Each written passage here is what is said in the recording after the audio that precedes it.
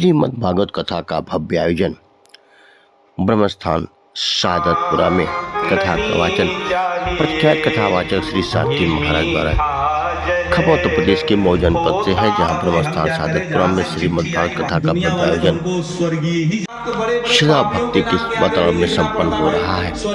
कथा का वाचन प्रख्यात कथावाचक श्री सारथी महाराज द्वारा किया जा रहा है। कथा सुनने की बड़ी संख्या में श्रद्धालु प्रतिदिन पहुंचते हैं और भक्ति रस में शराब हो रहे हैं। सारथी महाराज अपने ओजस्वी प्रश्नों में श्रीमद् भागवत महापुराण के महत्व पर प्रकाश डालते हुए भक्तों को धर्म, भक्ति, कर्म और मोक्ष के मार्ग का सरल शब्दों में समझाया।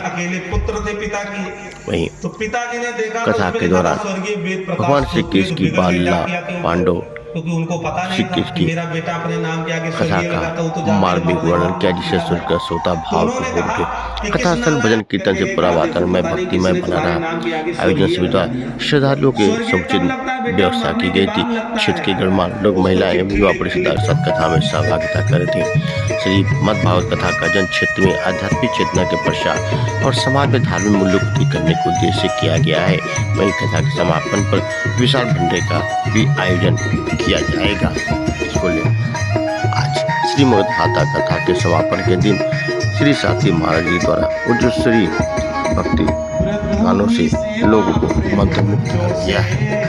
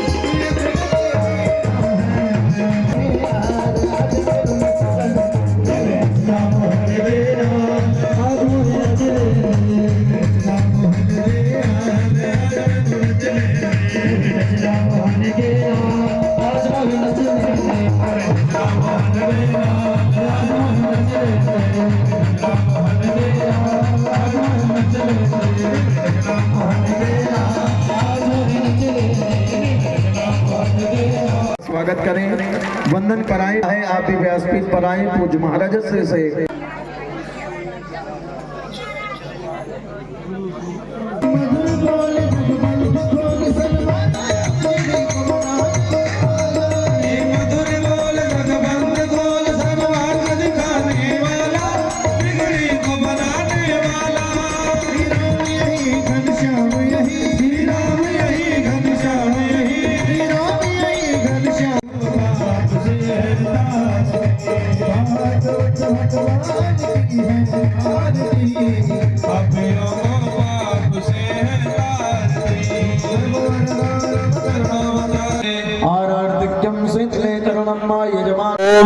याम मेधाम देवगणः पितरश्चोपासते तया मा मध्य मेधया अग्निमेधा विनम कुरुः। हमारा नाम आचार्य श्याम सारथी जी महाराज, अयोध्या धाम से हम आज विगत 7वां दिन है। 2 जनवरी से 8 जनवरी तक भव्य दिव्य श्रीमद् भागवत कथा शहादतपुरा में कहने के लिए यहाँ उपस्थित हैं। आज कथा का विश्राम दिवस है। आने का उद्देश्य क्या है? आने का उद्देश्य श्रीमद् भागवत की कथा का प्रचार प्रसार, भगवान के गूढ़तम रहस्यों को, भागवत के गूढ़तम रहस्यों को जनमानस तक पहुंचाना और उनको भगवत आराधना की ओर प्रेरित करना, सन्मार्ग की ओर लगाना, स्वाभिमान और देश राष्ट्र की ओर उनको प्रेरित करना। यही अपने कथा के मार्फत लोग गृहस्थ जीवन के बारे में जागृत किया। क्या है गृहस्थ जीवन और कैसे, क्या बताएं?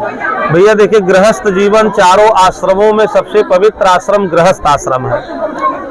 पहला आश्रम जो है वो है ब्रह्मचर्य, फिर दूसरा गृहस्थ, फिर तीसरा वानप्रस्थ और चौथा सन्यास।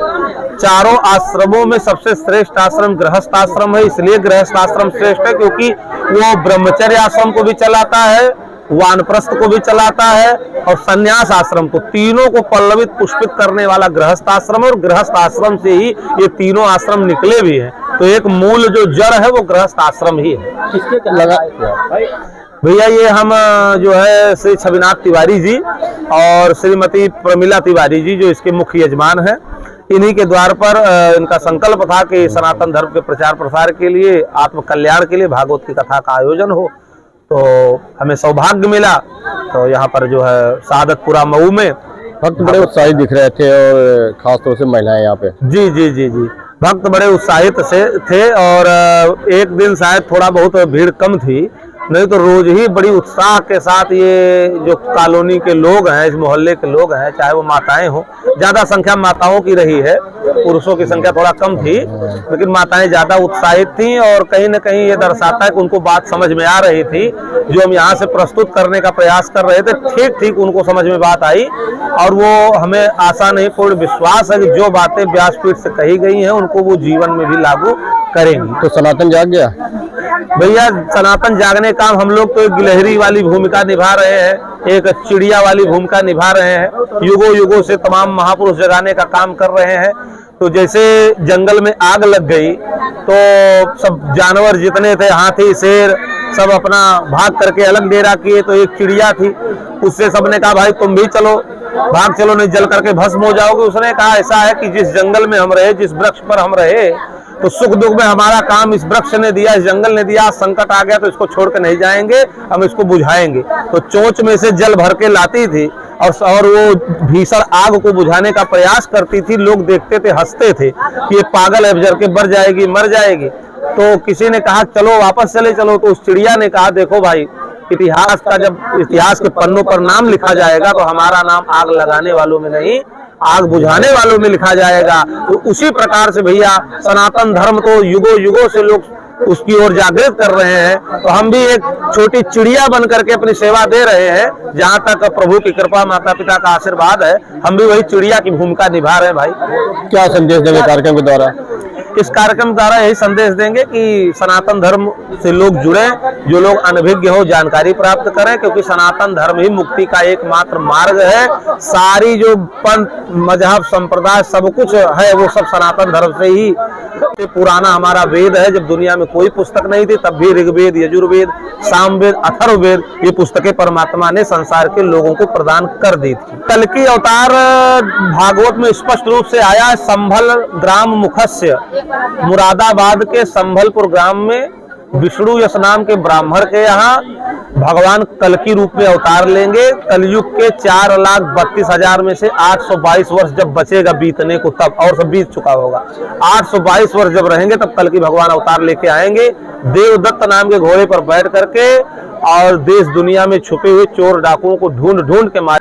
माँ बाप के लिए भाई इतना कुछ किया जाए, उनकी जब इच्छा है उनको कथा सुनाया जाए। तो उसी के उपलक्ष्य में ये भागवत का कथा हम लोग श्री श्याम सारथी जी महाराज जी को बुलाकर अयोध्या से कथा करवाए। और आज कथा का विराम दिन था और कल भंडारा है। कथा कहने का उद्देश्य क्या था? उद्देश्य बस मन उनके विचार में बैठ गया था कि नहीं, मुझे भागवत सुनना है। भागवत सुनने से भाई पूजा पाठ करने से लाभ होता, मन को शांति मिलती है, इसीलिए वो लोग और हम लोग साथ दिए हैं। कहाँ से लोग आए थे इस कथा पे? यहाँ पूरा शहादतपुरा, रिश्तेदार कानपुर से लोग आए हैं, कुछ गोरखपुर से आए हैं, देवरिया से आए हैं, फिर गोंडा से भी आए हैं, हर जगह से आए हैं। अब इस तरह के कार्यक्रम होने चाहिए। बिल्कुल होना चाहिए, इससे हम लोगों को सदगत